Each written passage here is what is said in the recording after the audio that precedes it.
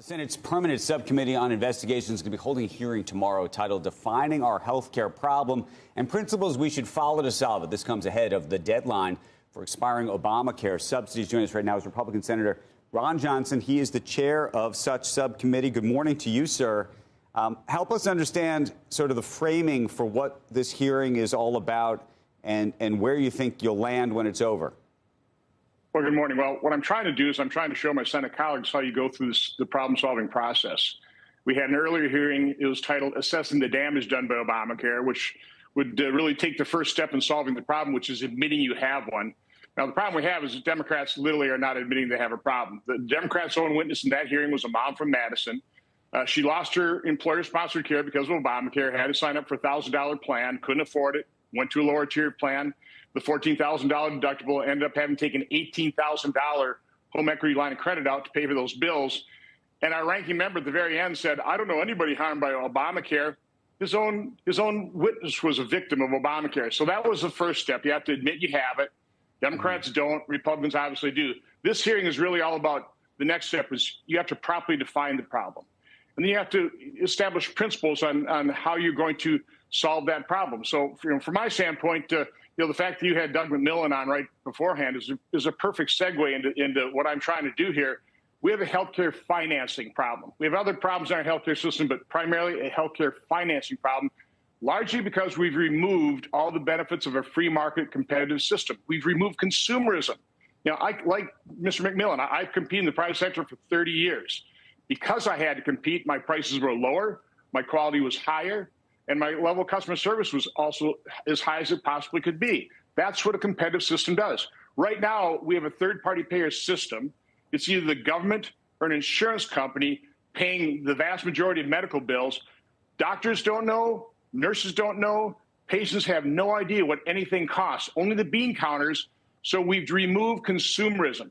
What Doug McMillan's competing against is he's got hundreds of millions of customers that can look at Amazon, right, go online, get something in a couple of hours is what my wife gets nowadays in terms of service. He has to compete against that. Consumers are, advantaged because of that competition. We don't have that in healthcare. And if you're really going to solve it, you have to return consumerism. I agree with you. The question that I have is for a very, very long time, we've been having a discussion about pricing transparency, for example, which is just even the first layer of this.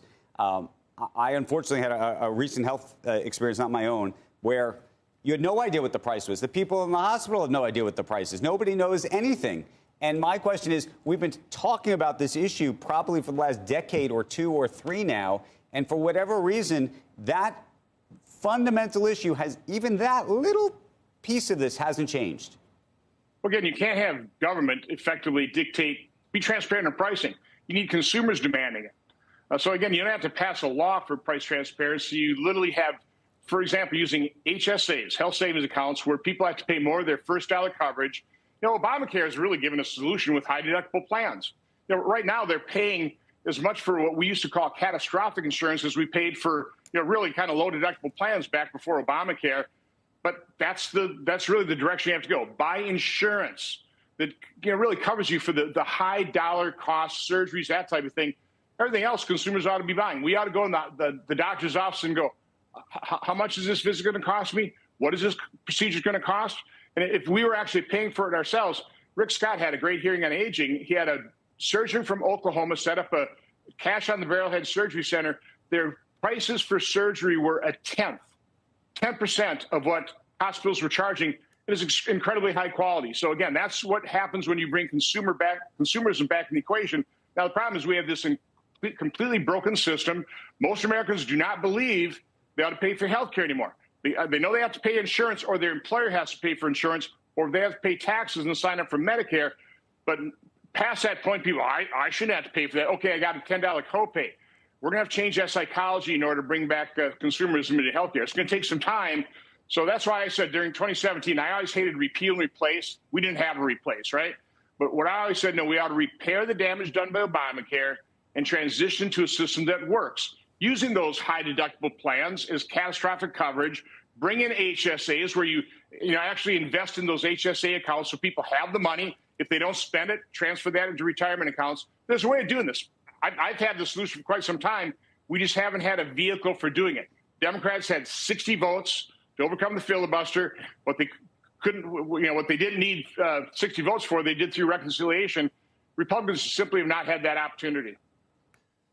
Senator, you better hurry. That's the only thing, because you can feel it in the country right now. Everything you just said is true, but most people that are going to lose these subsidies or that are just watching what's happening are just saying, the rest of the world has free health care. Every other country has free health care. Why can't I have my free health care here? And the Democrats basically want to promise them that. That's how they campaign with free health care. I don't know whether it's single payer or how you want to do it. And there's an election coming. And if you give them what you just talked about, that's why, if you don't make hay while the sun shines, they're going to come back in and do something even worse to the healthcare system in a year.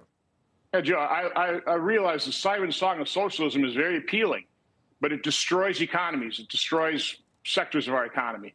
So, again, by the way, the subsidies aren't going away. You've got about 24 million people supposedly on these changes. 6 million of those are probably phantom accounts because of the zero premium policies, massive fraud, $20 to $30 billion a year fraud.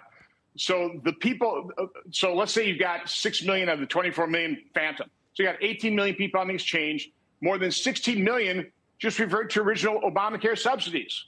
Okay, if you don't like those, you don't like Obamacare. There's about 1.6 million people that I actually have a great deal of sympathy for. These are people above 400% of poverty line. They got lured into retirement during COVID because they did have subsidies. Those go away. So those people are near retirement. They don't qualify for Medicare. So they're facing literally premiums because of Obamacare, $30,000 a year or more. So I've actually got a plan that I would actually help those folks out on a temporary basis. I'm having a hard time getting a CBO score because other people have other plans. But again, Democrats really aren't interested in working with us on it. They just want a clean extension, which means they're happy to perpetuate that massive fraud of their enhanced subsidies. That's something that I'm not willing to go there. I'm willing to help people, but I'm not willing to perpetuate $20 to $30 billion per year in fraud and just look the other way. The GAO report that just came out, I mean, it's just proven. You see what's happening in Minneapolis with all the massive welfare fraud with Medicaid. We're $38 trillion in debt. We can't continue to just throw money at a completely failed system. And that's all the Democrats want to do. They just want to spend another couple $100 billion to mask the failure of Obamacare. And again, I realize it's a difficult message because Americans, as you said, Joe, they don't think they should pay for health care anymore.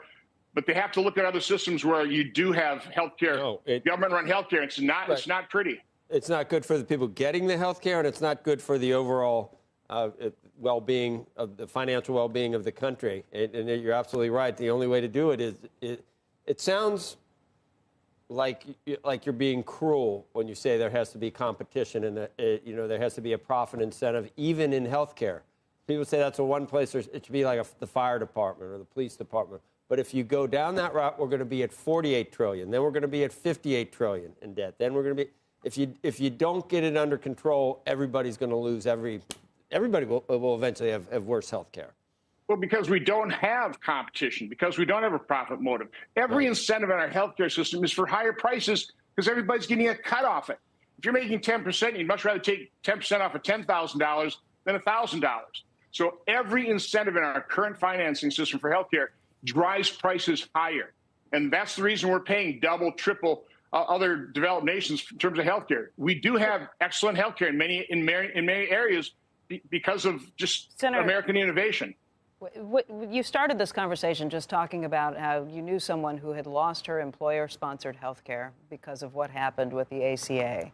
Do you think employers are looking at this as give us any way to get out of this the way they did with pensions at one point, too?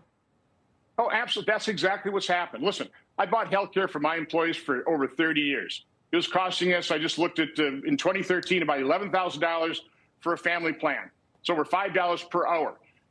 The ACA came along, and a lot of employers say, I don't have to do that anymore, and just drop coverage, and they'll contribute a little bit. I mean, we've got a witness tomorrow. He's contributing about 62 cents per worker because he doesn't have health care himself, and he's just letting Obamacare take care of it. So, no, we've seen a pretty dramatic increase or decrease in employer-sponsored care, particularly in smaller companies. But again, there are some issues, but that's why you have association plans. That's why you allow greater freedom in the health market, which we don't allow anymore with Obamacare.